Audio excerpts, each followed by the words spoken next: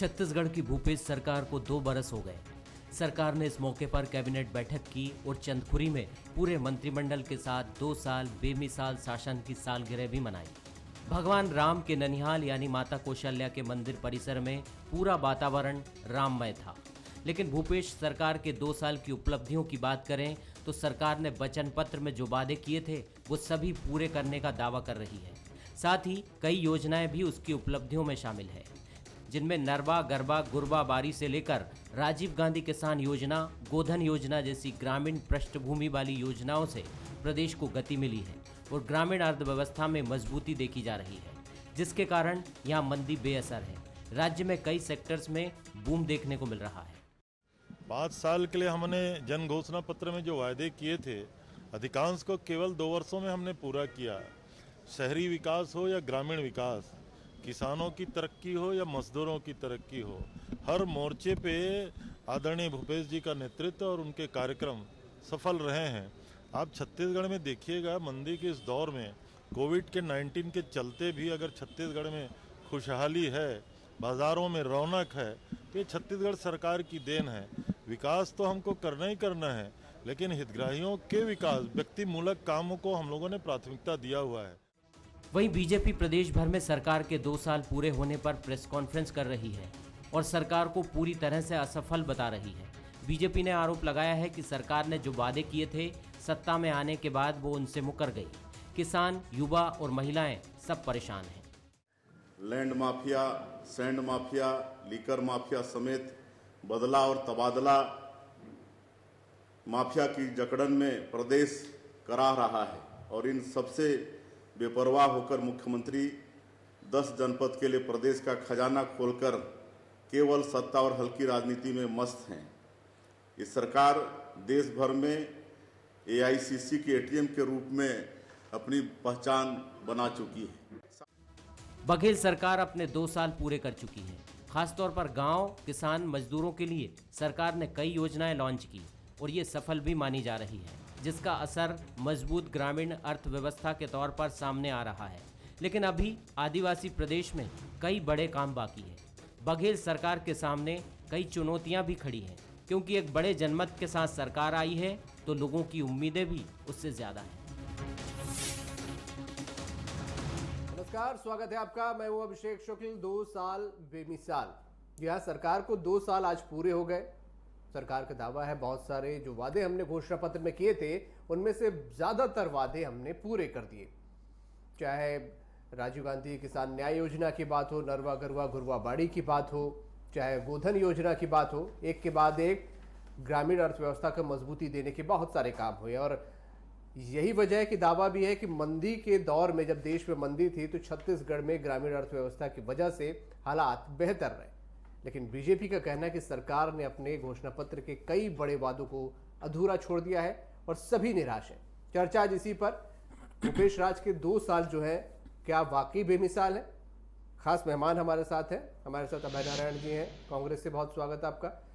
उमेश घोरमोड़े जी, BJP से। नमस्कार। और धनविंद जायसवाल जी हमारे साथ हैं, एक्सपर्ट कमेंट हम उनका लेंगे।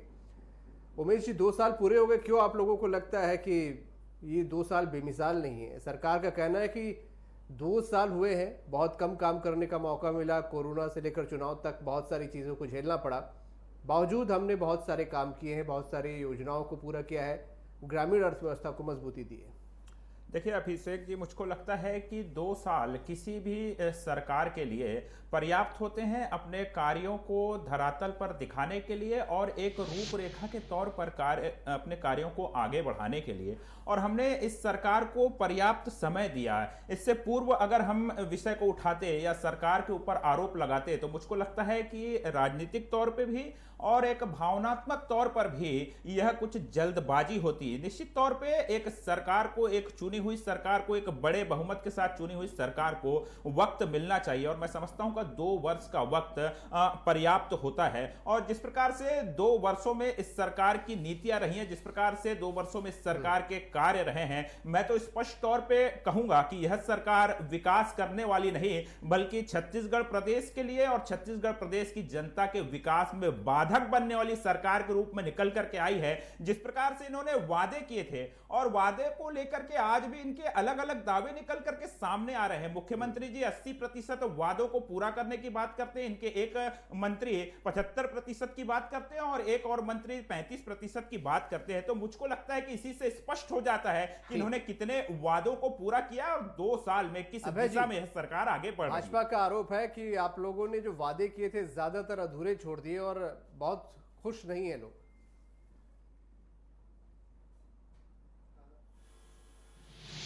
देखिए, 2 साल में भूपेश सरकार ने भारतीय जनता पार्टी को कुछ भी कहने के लायक नहीं छोड़ा है। आरोप के लिए आरोप लगाना, क्योंकि विपक्ष में हैं तो हमारे काम को सराह नहीं सकते, तो आरोप ही लगाएंगे। 2 साल में एक भी ऐसा काम बता दें जो हमने वादा किया और ना किया हो। 36 वादों में से 26 वादे हमारे पूरे हो गए हैं। कुछ वादे हैं जिन पे विचार किया हो सकता है। जो वादे पूरा करने के लिए समाज का भी ध्यान रखना है, जो वादे पूरा करने के लिए छत्तीसगढ़ का भी ध्यान रखना है, उस पर भी हमारा काम चल रहा है और हम बहुत जल्द उन वादों को भी पूरा कर देंगे।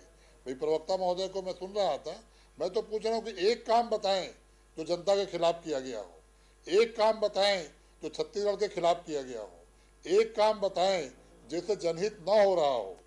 हमारी जितनी योजनाएं चली, नरवा घुरवा गरुआ बारी को अंतर्राष्ट्रीय ख्याति प्राप्त हुई। ग्रामीण संस्कृति से, ग्रामीण अर्थव्यवस्था से और ग्रामीण उद्योग चालू हो, ये गौठानों में काम हो रहे हैं। भारतीय जनता पार्टी के लोगों को तो आज 2 साल पूरे होने पे गौठानों में जाना चाहिए था, जाके काम देखना चाहिए था। कोई काम देख के आप काम के खिलाफ बात करो तो समझ में आता है। प्रेस कॉन्फ्रेंस करके अपनी बात झूठ कहना, कोई उसके लिए कागज प्रस्तुत नहीं करना, रटा रुटाई, सभी जिलों में रटा रुटाई बात करना। 15 साल के कार्यों के सामने, 15 साल के जो ये कार्य हैं, एक भी ऐसे कार्य नहीं थे जो आज जनता को याद हो। लेकिन 2 साल के काम घर घर तक पहुंच चुके हैं। यहाँ तक कि छत्तीसगढ़ की योजनाओं ने छत्तीसगढ़ की सरकार को पूरे देश में सिद्ध कर दिया है। आज सोशल मीडिया पे जो ट्रेंड हो रहा है छत्तीसगढ़ के 2 साल बेमिसाल, उसमें देखिए आप, देश के लोग ये पूछ रहे हैं कोई सरकार गोबर भी खरीद सकती है। देश के लोग सोशल मीडिया में ये पूछ रहे हैं क्या गोबर से रोजगार भी मिल सकता है। ये उपलब्धि है सरकार की, ये उपलब्धि है जनता के लिए कार्य करने की। भूपेश है तो भरोसा है का नारा। धर्मेंद्र जी से भी एक टिप्पणी लेता हूँ। धर्मेंद्र जी, 2 साल हो गए सरकार के, हालांकि 2 साल ट्रेड हो रहा है। हम अगर देखें तो बहुत ज्यादा समय मिला नहीं। कोरोना काल के 8-9 महीने निकल गए, फिर बहुत सारे चुनाव भी झेलने पड़े सरकार को। किस तरीके से इन 2 साल बेमिसाल इस टैगलाइन को आप देखते हैं? देखिए, इस सरकार को वास्तव में 2 साल का कार्यकाल इस सरकार ने जरूर पूरा किया है, लेकिन कामकाज करने के लिहाज से देखें तो सरकार को केवल 1 साल का वक्त मिला। विधानसभा के 3 उपचुनाव हुए, पंचायतों के चुनाव हुए, नगरीय निकाय के चुनाव हुए, इसमें काफ़ी वक्त निकल गया। उसके बाद मार्च से लेकर के लगातार सितंबर अक्टूबर तक कोरोना काल का वक्त रहा। इसमें भी सरकार लगातार काम करती रही। एक तरफ चुनाव में जाती रही तो दूसरी तरफ कोरोना काल में यदि लॉकडाउन था और सारे कामकाज ठप थे तो भी सरकार का कामकाज नियमित रूप से चल रहा था। खासतौर पर ग्रामीण इलाकों में जो कृषि मजदूर थे या मनरेगा के मजदूर थे उनको काम दिया गया। इसके अलावा जो फैक्ट्रियां थी वो लगातार चल रही थी ताकि राज्य की अर्थव्यवस्था सुचारू रूप से चलती रहे, कहीं कोई गड़बड़ी ना हो, कहीं कोई दिक्कत ना हो। इसका सरकार ने पूरा ध्यान रखा, जन सहयोग लिया, अलग अलग लोगों के साथ बैठकें की और जो सहमति बनी उसके आधार पर जो कामकाज चलाए जा सकते थे वो सारे कामकाज चलाए गए। खासतौर पर औद्योगिक क्षेत्र में सरकार ने ये कोशिश की कि उत्पादन ठप ना हो, उत्पादन कम ना हो, इसके लिए तमाम जो उपाय किए जा सकते थे वो सारे उपाय किए गए। इसके अलावा जो व्यवस्थाएं जन सुविधाओं के लिहाज से किया जाना चाहिए था, जो नागरिकों के लिए सुविधाएं मुहैया करानी थी, वो भी की। जहाँ तक घोषणा पत्र का सवाल है जिसका जिक्र भी उमेश घोरमुड़े जी ने भी किया, अभय नारायण राय जी ने भी किया, 36 वादे कांग्रेस के घोषणा पत्र में थे, 24 वादे उसमें से पूरे हो गए हैं। लेकिन कुछ वादे ऐसे होते हैं जो 5 साल में पूरा करने के लिए होते हैं। जो घोषणा पत्र में बातें कही जाती है वो पहले दिन ही लागू कर दी जाएगी, पहले दिन ही उस पर अमल कर लिया जाएगा, ऐसा होता नहीं है। कुछ घोषणाओं को अमल पर लाने के लिए काफ़ी वक्त लगता है और सरकार उस दिशा में काम कर रही है, ये विश्वास किया जाना चाहिए। क्योंकि सरकार का जो कामकाज है वो दिखाई देता है कि उन क्षेत्रों में लगातार काम कर रही है, लोगों से बातचीत कर रही है। नई औद्योगिक नीति लाई गई, नई लघु वनोपज की नीति लाई गई। इससे प्रदेश के विकास में जो बातें हो सकती थी, जो संभावनाएं जिसकी थी, उन संभावनाओं पर काम शुरू किया गया। ये जरूर है कि कुछ वायदे अभी अधूरे रह गए, जिनको लेकर के भारतीय जनता पार्टी को आवाज उठानी चाहिए, उठा भी रहे हैं। और ये लोकतंत्र में इसकी सराहना ही की जानी चाहिए कि यदि सरकार के जो वादे अधूरे हैं वो सरकार को लगातार याद दिलाते रहे। ठीक है उमेश जी, सरकार ने वादे ज्यादातर पूरे किए, काम करने का समय कम मिला। आपको लगता है कि थोड़ा और समय अब आप लोगों को वॉच करना चाहिए आने वाले 3 साल में?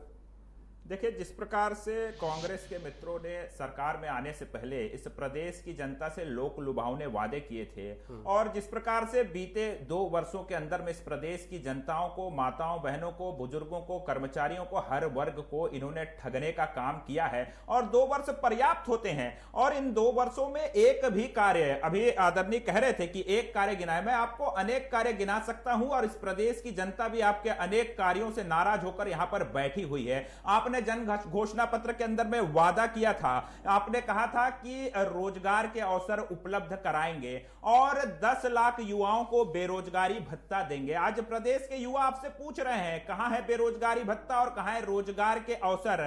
आपने कहा था कि आप अनियमित कर्मचारियों को नियमित करेंगे। आपकी सरकार और आपका प्रशासन उन कर्मचारियों के ऊपर जो अपनी मांगों को लेकर के गुहार लगा रहे हैं, उनके ऊपर लाठी भांजने से भी बाज नहीं आ रहा है। आपके ही तमाम नेता जिनका शरबत पिला करके धरना तुड़वाने के लिए गए थे सरकार में आने से पूर्व, आज उन्हीं पर आप लाठी बरसाने का काम कर रहे हैं। आपने ही वादा किया था कि हम सरकार में आते ही शराबबंदी करेंगे। शराबबंदी के नाम पर आपने केवल बहानेबाजी की। आपके एक मंत्री कहते हैं कि 5 वर्ष का समय मिला है और अगले चुनाव आने के 4 महीने पहले तक भी हम शराबबंदी कर सकते हैं। आपके मुख्यमंत्री जी का आज का ही बयान है कि शराबबंदी कर देंगे तो कहीं ड्रग्स को बढ़ावा न मिल जाए। तो कुल मिलाकर के सरकार में बैठे हुए तमाम लोगों की नीयत नहीं है कि वो शराबबंदी करे, केवल बहानेबाजी कर रहे हैं। 1 मिनट अभिषेक जी मैं कंप्लीट कर दूं। और शराबबंदी के विषय पर मैं पूछना चाहूंगा कि हम कैसे भरोसा कर ले जब यही कांग्रेस पार्टी बिहार के अंदर में शराबबंदी की समीक्षा करने की बात करती है, तो किस आधार पर इस प्रदेश की जनता उन पर विश्वास करे कि छत्तीसगढ़ में शराबबंदी करेंगे? बीच में चुनाव भी हुए हैं, उन चुनाव में जिस तरीके से कांग्रेस को सफलता मिली, आप लोग कह रहे हैं जनता असंतुष्ट है, तो कैसे माने कि जनता असंतुष्ट है? अगर असंतुष्ट है तो फिर कांग्रेस को क्यों जिता रही है? ये सवाल बार बार आता है। देखिए, निश्चित तौर पे इस प्रदेश के अंदर में बीते 2 वर्षों में कई चुनाव हुए हैं। अगर हम नगरीय निकाय चुनाव की ही हम बात कर लें तो जिस प्रकार से सत्ता तंत्र का प्रयोग करते हुए, अपने अधिकारियों का प्रयोग करते हुए चुनाव के नियमों में, मैं तो सीधे कहूंगा कि खेल के नियमों में परिवर्तन करके ये जीतने का प्रयास कर गए, और प्रत्यक्ष अप्रत्यक्ष रूप के खेल के परिवर्तन में परिवर्तन करके नगरीय निकाय के चुनाव के अंदर में इन्होंने किस प्रकार से खरीद फरोख्त की राजनीति को बढ़ावा देकर के निश्चित तौर पे अपनी संख्या बढ़ाने का यहां पर काम किया है। रह गई बात उपचुनाव की, उपचुनाव जो है उसके अंदर भी लगातार किस प्रकार से सत्ता तंत्र का, बाहुबल का और धन का दुरुपयोग किया गया है, यह किसी से छुपा नहीं है। और यहां तक के भारतीय जनता पार्टी के नेताओं तक को सत्ता तंत्र के दुरुपयोग के चलते वहां प्रचार में जाने से रोका गया, उनके प्रचार माध्यमों में बाधा डालने का प्रयास किया गया। तो कुल मिलाकर के धोखा देने वाली सरकार संतुष्ट होती तो एक तरफा आप लोगों को जिता देती। कुछ भी सत्ता पक्ष पर हमेशा ऐसे आरोप लगते रहे कि उन्होंने धन बल या मशीनरी का इस्तेमाल किया, बावजूद अगर जनता नाराज होती है तो तमाम चीजों के बावजूद वो अपना फैसला सुनाती है, अपनी नाराजगी दिखा देती है। देखिए अभिषेक जी, मैंने पहले ही कहा कि पहली बात तो नगरीय निकाय चुनाव के अंदर में जिस प्रकार से नियमों में परिवर्तन किया गया, अप्रत्यक्ष रूप से पार्षदों के माध्यम से, ठीक है, पर अगर असंतुष्टि थी तो वो वोट के माध्यम से उसी पे आ रहा हूं, उसी पे आ रहा हूं। और अगर हम वोट के परसेंटेज के आधार पर देखें, छोटे चुनाव है, नगर निगम के चुनाव है, पंचायतों के चुनाव है, सीटों के आधार पर अगर हम इसकी गणना करें, इसका वैल्यूएशन करें, तो बहुत ज्यादा अंतर नहीं है। जिस प्रकार का अंतर आपने विधानसभा के चुनाव में देखा था, उस प्रकार मैं इसलिए नहीं जाना चाहता वोट प्रतिशत पे, क्योंकि 1% से भी कम के वोट प्रतिशत के अंतर से 15 साल आप लोगों ने राज किया है और कांग्रेस विपक्ष में बैठती रही, तो वोट प्रतिशत तो बहुत ज्यादा कुछ मायने नहीं है। ये संतुष्टि भर की बात है कि निश्चित तौर पे उसमें आप लोकसभा को भी इंक्लूड करिए। किस प्रकार से लोकसभा चुनाव में इसी प्रदेश की जनता ने 9 सीट दे करके हमको, हमारे प्रतिनिधियों को लोकसभा में भेजने का काम किया है। क्या प्रदेश के नेतृत्व से नाराजगी है क्या? देखिए, नाराजगी जैसा कहीं कोई विषय नहीं, हम लगातार जनता के बीच में जा रहे हैं। अभी किसानों के विषय को लेकर कांग्रेस के मित्र लगातार भ्रम फैला रहे थे, हमारे नेता बीते एक हफ्ते से लगातार किसानों के बीच में जा रहे हैं, किसान पंचायत लगा रहे हैं। और आपको सुनकर आश्चर्य होगा कि इस प्रदेश के किसान भाई केंद्रीय कृषि कानून से सहमत हैं, उसके प्रति वह संतुष्टि जाहिर कर रहे हैं और वो आज दुखी है। दुखी इस सरकार की नीति को लेकर के हैं। वह उनका सीधे तौर पे आरोप है कि षड्यंत्रकारी सरकार ने सीधे तौर पे गिरदावरी में गड़बड़ी करके उनका रकबा कम करने का काम किया है और रकबा कटौती से लेकर के खाद बीज की गड़बड़ी से लेकर के कीटनाशक, नकली कीटनाशक से लेकर के तमाम स्थितियां किसानों के लिए आज भयावह है। अभय नारायण जी,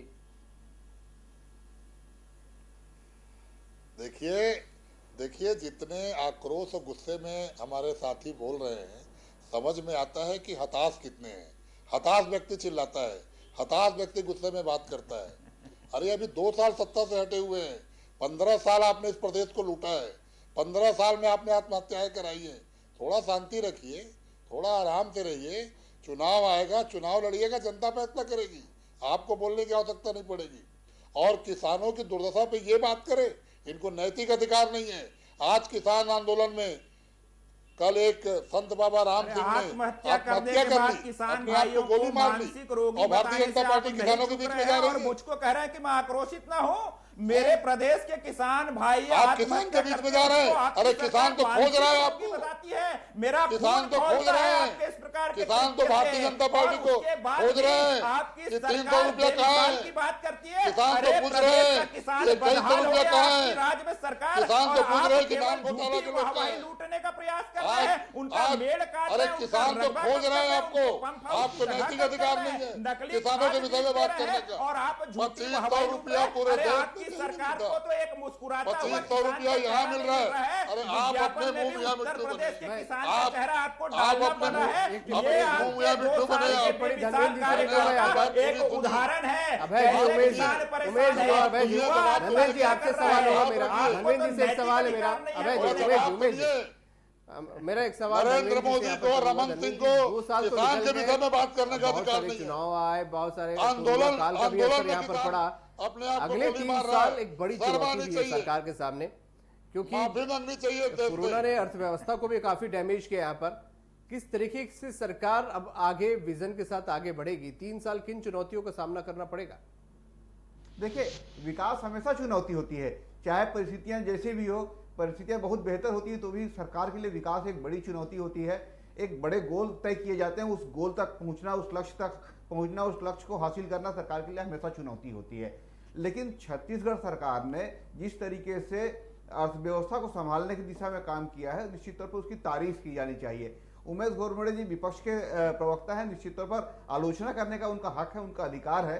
और तमाम जो परिस्थितियां होती है, ऐसे इन परिस्थितियों को समझना होगा कि जिस तरीके से कोरोना काल में तमाम चीजें चौपट हो, लगातार झूठ बोल रहे थे, बहाल करना, फिर से उसको आगे बढ़ाना, और फिर छत्तीसगढ़ की जो कांग्रेस की सरकार है, उन्होंने एक झूठ प्रमाणित कहा है कि जो उनका जो विकास का मॉडल है वो एकदम अलग है। वो चाहते हैं कि लोगों का जीवन स्तर उठे, ये उनके विकास की कल्पना है।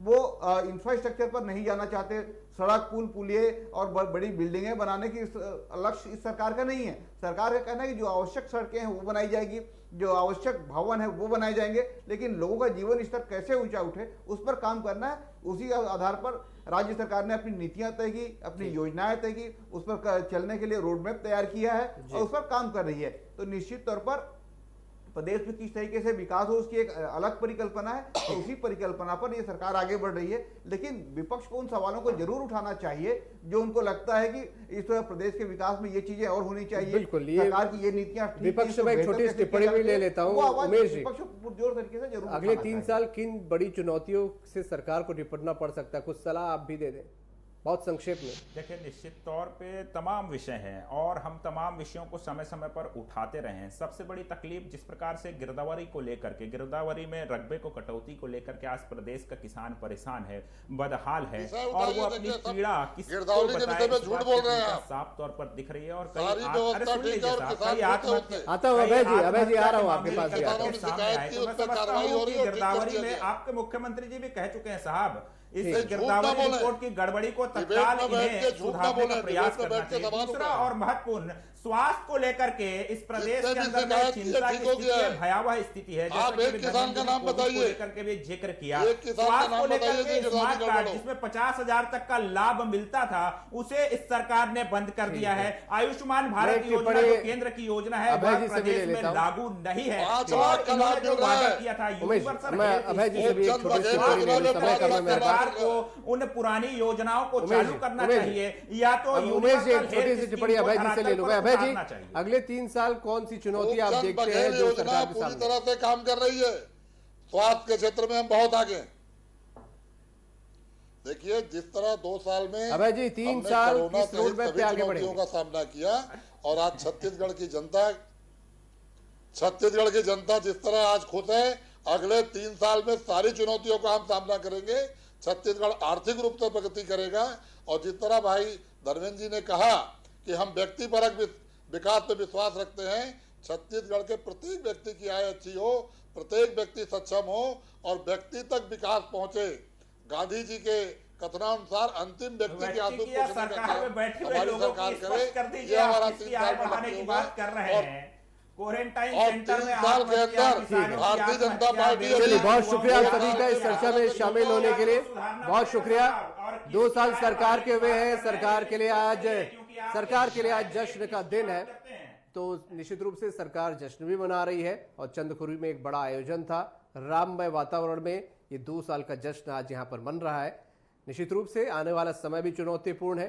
3 साल बचे हुए हैं, बहुत सारे काम भी सरकार को करने हैं, तो राह आसान नहीं है। इन चुनौतियों से पार पाना होगा और विकास का जो रोड मैप है जिस पर छत्तीसगढ़ को आगे ले जाने की बात भूपेश सरकार ने की है, उस पर आगे बढ़ना होगा। आज का मुद्दा में इतने। नमस्कार।